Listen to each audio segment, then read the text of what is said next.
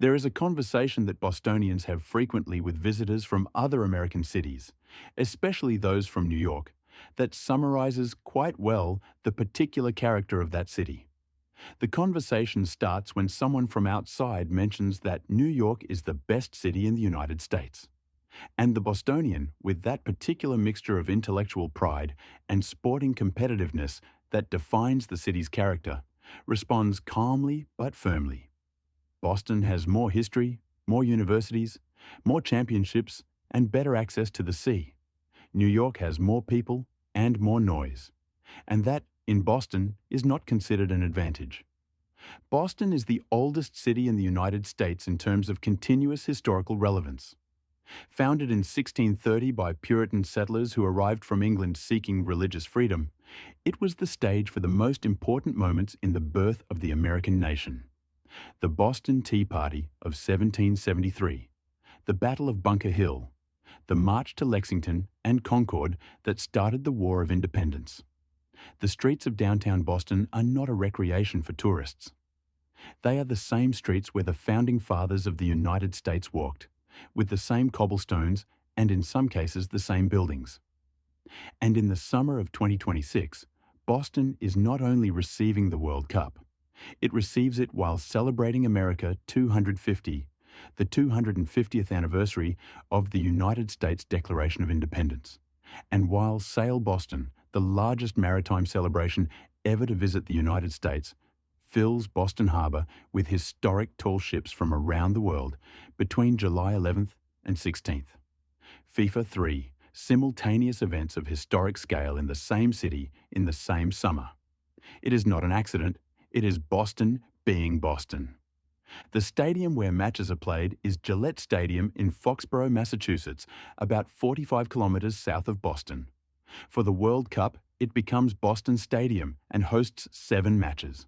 5 group stage matches, a round of 32 on June 29th, and a quarterfinal on July 9th. Sky Sports Gillette is the home of the New England Patriots of the NFL, the team with the most Super Bowl titles in modern history, and of the New England Revolution of MLS. It holds nearly 69,000 people and has a recent history of massive events that makes it one of the best prepared stadiums to handle the volume of crowds the World Cup will bring. The matches played there are a first-class European menu with some African and Caribbean surprises that promise to make Boston one of the most international venues of the tournament. On June 13th, Haiti against Scotland. On June 16th, the Intercontinental Playoff winner against Norway. On June 19th, Scotland against Morocco. On June 23rd, England against Ghana. On June 26th, Norway against France. On June 29th, a round of 32 match. And on July 9th, the quarterfinal. Sky Sports. Let us stop on the matches most loaded with narrative. England against Ghana on June 23rd is one of those encounters with layers of meaning that go well beyond the sporting result.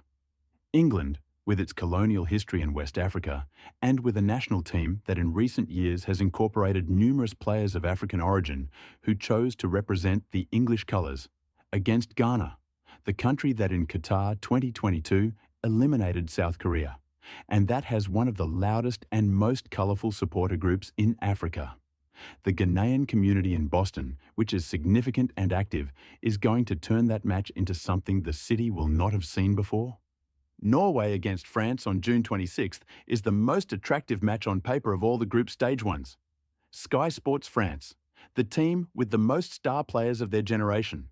With Mbappé and the new generation that already won a World Cup in 2018, against Norway, Haaland's team, the striker who in recent years has proven capable of scoring goals in any circumstance and against any opponent. Boston, with its significant Scandinavian community and its cultural proximity to Europe, is going to receive that match with particular intensity. French supporters who travel to World Cups are known the world over for their organisation, their numbers and their enthusiasm, and the Franco-Canadian community of New England, which is historically significant, is going to add to that contingent in a way that will surprise many. And on June 19th, Scotland against Morocco is a match that in the Boston context has special meaning. The Scottish-American community has a very important historical presence in New England, with roots going back to the first centuries of American colonization.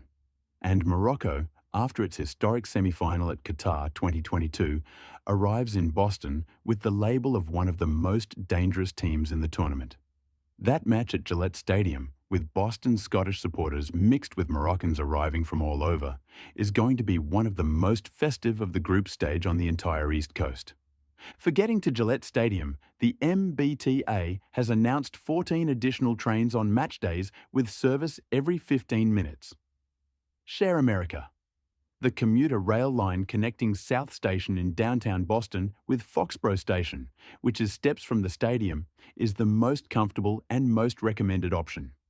The journey takes about 45 minutes, and on match days, there will be special trains running much more frequently than the normal service. Only about a quarter of Gillette's usual parking spaces are going to be available during the World Cup, so public transport is definitely the smartest option. Share America. If you rent a car, leave at least 2 hours early and prepare for traffic on the I-95 highway, which on event days can be very slow. For accommodation, Boston has an advantage over other World Cup venues that is not always mentioned. It is a compact and walkable city, with a geography that keeps most interesting neighbourhoods at reasonable distance from each other.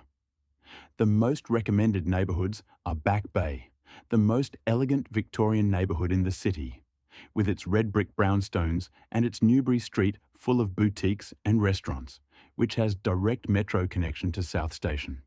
Beacon Hill, the oldest historic neighbourhood in the city, with its cobblestone streets and gas lanterns, is one of the most photographed neighbourhoods in the United States and has a tranquility and beauty that contrasts with the World Cup energy in a way many travellers are going to appreciate.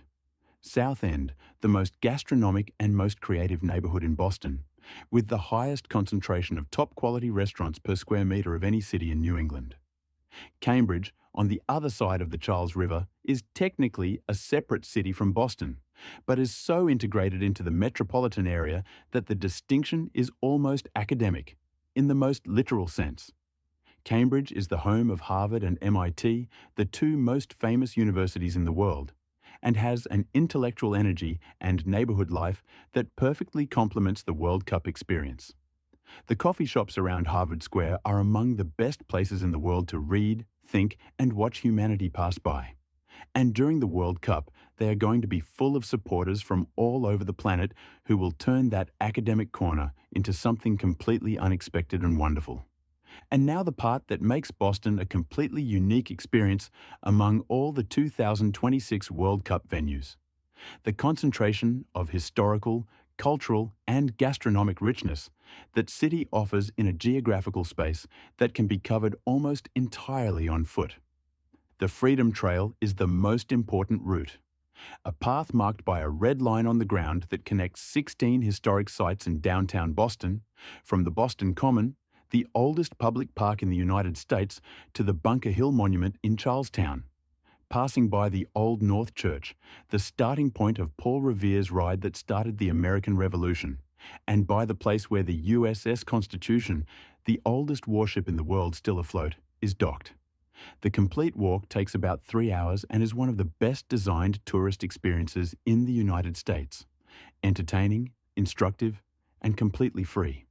Fenway Park is the oldest baseball stadium in the American major leagues, built in 1912, and is one of the most beloved and most photogenic places in American sport. It has the Green Monster, the 11-metre green wall in left field that is one of the most iconic elements of American baseball, and an atmosphere on match days that combines history with passion in a way no modern stadium can replicate. Getting a ticket for a Red Sox game during the World Cup, when Boston is going to be full of international supporters who have never seen baseball up close, is one of those experiences that gets talked about years later. The Institute of Contemporary Art, the ICA, is located on the Boston waterfront with spectacular views of the bay, and has a collection and exhibition program that is among the most interesting on the US East Coast. The Museum of Fine Arts has one of the richest art collections in North America, with works ranging from ancient Egypt to contemporary American art, all in an imposing building in the Fenway neighborhood.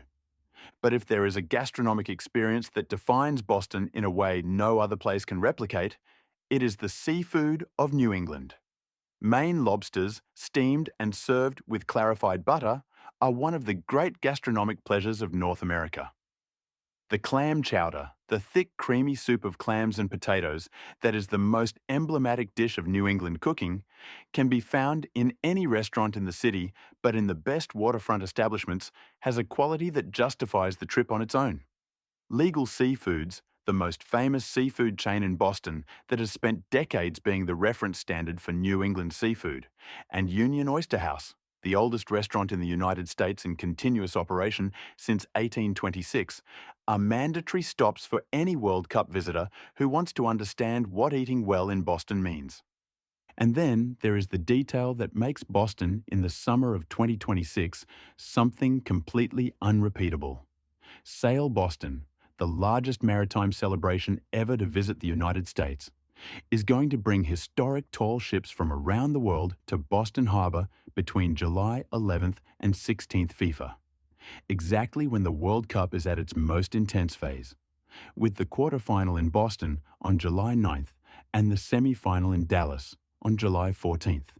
Seeing the historic tall ships of Portugal, France, Scotland and Norway anchored in Boston Harbor while their national teams play the most important football of their lives at Gillette Stadium 45 kilometers away is the kind of coincidence that only the greatest year in the recent history of that city can produce. Boston is not a city that needs the World Cup for self-esteem. It is a city that already knows exactly what it is and what it has. But the World Cup is going to give it something nothing else can give: the opportunity to show the entire world that the most historic, most academic, and most championship-winning city in the United States also knows how to welcome, also knows how to celebrate, and also, when the moment requires it, knows how to do exactly what it always does best: win.